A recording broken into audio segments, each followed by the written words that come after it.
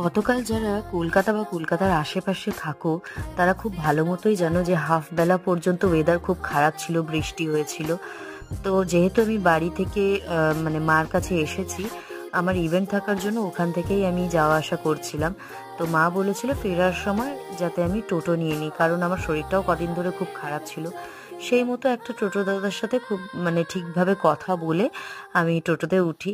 But উনি কিছুটা গিয়েই আমাকে নামিয়ে দেন এবং প্রচণ্ডভাবে আমাকে হ্যারাস করতে থাকেন যাতে আমি ওনাকে ফুল পেমেন্ট করি। উনি এক তো আমাকে মানে পৌঁছেই তো দেন না, প্লাস উনি তর্ক করতে থাকেন।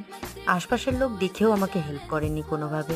এই কথাটা বা এই ঘটনাটা তোমাদের সাথে এই কারণেই শেয়ার করছি যে হয়তো হাতের 5টা আঙুল সমান হয় না, বাট এরকম চিটিংবাজ বা অসৎ মতে মানে টাকা রোজগার করার লোকও প্রচুর আছে। তাই তোমরা খুব সাবধানে থেকো।